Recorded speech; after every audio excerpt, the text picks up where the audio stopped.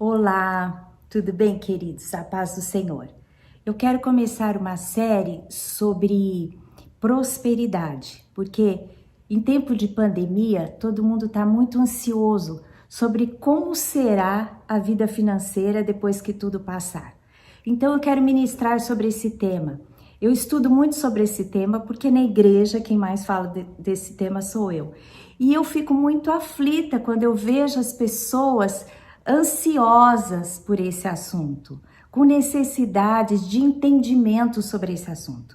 Por isso que eu quero começar a falar sobre prosperidade. Em primeiro lugar, eu quero que você saiba que Deus tem prosperidade para você. Você precisa crer nisso. A palavra de Deus diz que o justo viverá pela sua fé. Se você crê que você tem prosperidade da parte de Deus, você será próspero. Mas em primeiro lugar, eu quero te falar que nós precisamos de uma chave muito especial para que sejamos prósperos. E essa chave é a chave do entendimento. Nós precisamos entender o que Deus fala sobre prosperidade, entender o que é para nos apropriarmos. Em segundo lugar, nós precisamos de fé. A segunda chave é fé, para que possamos agir segundo esse entendimento. Então, você se aproprie dessas duas chaves, entendimento sobre prosperidade e fé, para que você possa viver essa prosperidade. Então, vamos falar o que é prosperidade, o que a Bíblia fala sobre prosperidade.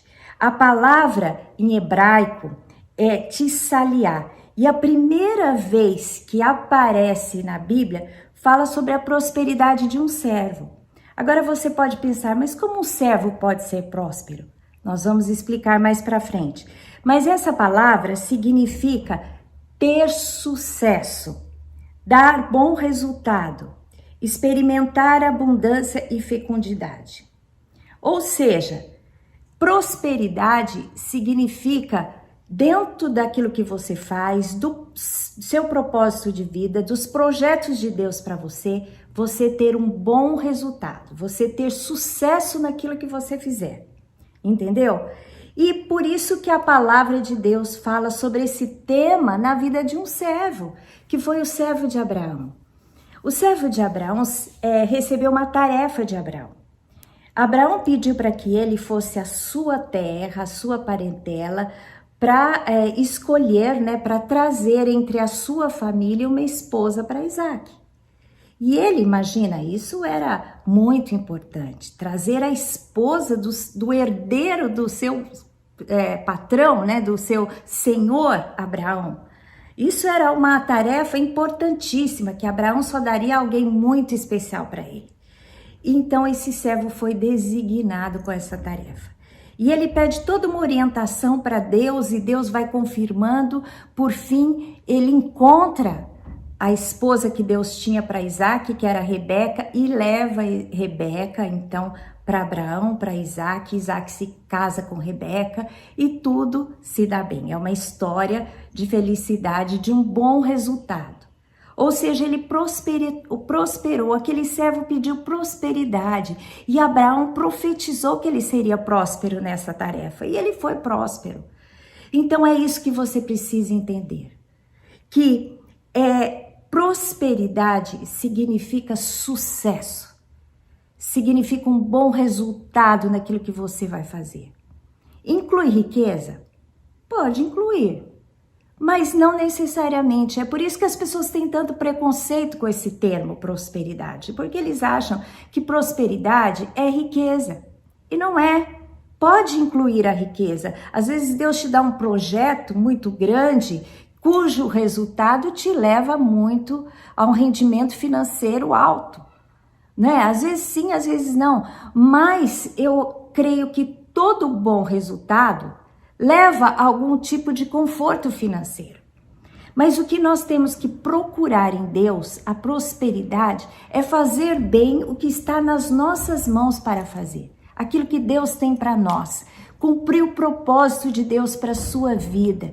Cumprir bem as tarefas. Aonde Deus te colocou, você tem que fazer tudo certo. Tem que buscar a excelência para ter um bom resultado e assim ser próspero, com um bom resultado na sua tarefa. E a recompensa será um conforto financeiro, não é? As suas necessidades materiais serão supridas e até você vai prosperar financeiramente, com mais do que aquilo que você tem. Porque às vezes você fazendo bem, você vai receber uma promoção, o patrão vai ver o que você está fazendo, você vai ter um salário maior, ou às vezes você trabalha por conta própria, você investe na sua empresa e você vai ter mais lucros, ou você é uma empreendedora aí, faz pão de queijo, faz bolos e você faz com excelência, começa a vender mais e prospera naquilo que você está fazendo, tendo um bom resultado, tendo sucesso, cuja consequência virá uma prosperidade também na área financeira. Ou seja, você vai ter o suficiente para cumprir tudo aquilo que você precisa, os seus gastos, mas muito além disso, vai ter para abundar, para superar as suas necessidades, para que você possa ajudar a outros. Eu quero citar aqui um exemplo, que é o exemplo de José.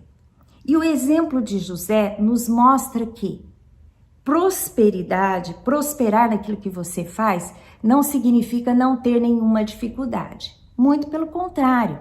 A prosperidade, o bom sucesso, o bom êxito vem quando você consegue superar as suas dificuldades. E José é um grande exemplo disso. Vocês lembram que José foi um filho predileto de Jacó e os seus irmãos o invejaram por isso e o venderam como escravo e ele foi para o Egito. Chegando lá, ele se tornou servo de Potifar. E quando ele se torna servo de Potifar, ele faz tudo com tanta excelência que ele prospera naquilo que faz. E o texto lá em Gênesis 39:2 diz claramente sobre isso. Diz assim: o Senhor era com José, que veio a ser homem próspero e estava na casa do seu senhor egípcio. Ou seja, um servo, ele foi vendido como servo, um servo que era um escravo na casa de Potifar e que diz a palavra, ele se tornou um homem próspero. Por quê? Porque tudo que Potifar dava na mão dele, ele fazia com excelência. E ele chegou a tomar conta de todas as coisas de Potifar, não só da casa, das coisas, mas das finanças. E Potifar era um homem rico, então José se tornou uma pessoa muito importante naquela casa. Ele prosperou naquilo que fazia. Como consequência, teve todas as suas necessidades supridas. Mas vocês conhecem o caso que a mulher de Potifar se encantou por José, tentou seduzi-lo e ele fugiu dela, mas ela o denunciou, né? Ela o caluniou dizendo que ele havia tentado seduzir, então Potifar manda com que José fosse preso. E José na prisão também se tornou próspero na prisão. Como que uma pessoa presa, você pode dizer, né? A Bíblia diz que é próspero. Porque o conceito é outro. A Bíblia diz assim em Gênesis 39:23, e nenhum cuidado tinha o carcereiro de todas as coisas que estavam na mão de José, porquanto o Senhor era com ele e tudo que ele fazia, o Senhor prosperava. Como é que alguém pode ser próspero numa prisão? Muito simples. O carcereiro que cuidava de toda a prisão percebeu que José tinha excelência naquilo que fazia. Que ele tinha algumas qualificações que o carcereiro viu que poderia colocar na mão dele os cuidados de toda a prisão. E assim, tudo aquilo que foi delegado a ele, ele fez da melhor maneira possível. E a palavra de Deus diz que Deus era com ele e ele prosperou na prisão. Então, meu querido, minha querida, eu não sei onde você está. Mas saiba que aonde Deus te colocou, você foi chamado para prosperar. Deus tem prosperidade para você. Tem um texto que está lá em Salmo 35:27 que diz assim: cantem de júbilo e se alegrem os que têm prazer na minha retidão. E digam sempre, glorificado seja o Senhor que se compraz na prosperidade do seu servo. Deus se compraz, ele tem prazer na prosperidade do seu servo. Deus não te criou para a pobreza. né? Às vezes a gente tem uma mentalidade errada porque herdamos, né, muitos ensinos do catolicismo romano que fala que a pobreza é uma virtude. Mas eu quero dizer para você que na palavra de Deus, pobreza não é virtude, pobreza é maldição. Porque ter falta de coisas não procede de Deus. Quando Deus criou o homem e a mulher, colocou num jardim com total abundância. E disse para que o homem e a mulher dominassem a terra e governassem sobre a terra. Então, o que a gente percebe aqui é que a abundância vem de Deus e a pobreza vem do diabo, a falta das coisas. Então, quando você vir alguém na pobreza, ore por aquela pessoa, para que seja quebrada a maldição da pobreza na vida daquela pessoa. Ore por ela, ajude, para que ela saia daquelas circunstâncias. Quando alguma pessoa conhece a Jesus e entende o propósito de Deus para a sua vida, começa a prosperar. Não tem como. Deus muda a realidade. Agora, eu quero citar aqui um exemplo que talvez você vai dizer, puxa vida, será que havia prosperidade na vida dos apóstolos, na vida de Paulo, né? A gente sabe que Paulo foi preso. Paulo foi preso algumas vezes. E como que uma pessoa como Paulo, grande apóstolo para os gentios, para as nações, foi uma pessoa próspera? Eu quero ler um texto. Eu não coloquei o texto aqui, que fala sobre Paulo. Eu estava lendo hoje. Em Filipenses, ele relata a história de Paulo na prisão, porque quando ele escreve aquela carta, ele escreve da prisão aos filipenses. E ele fala assim, olha, vocês estão comigo nas minhas algemas, vocês têm participado das minhas aflições, porque eles tinham mandado uma oferta para ele e tinha suprido a necessidade daquele momento. E ele na prisão, ele diz assim, olha, para mim o viver... Sabe, o viver é Cristo e o morrer é lucro. Tanto faz se eu viver ou morrer.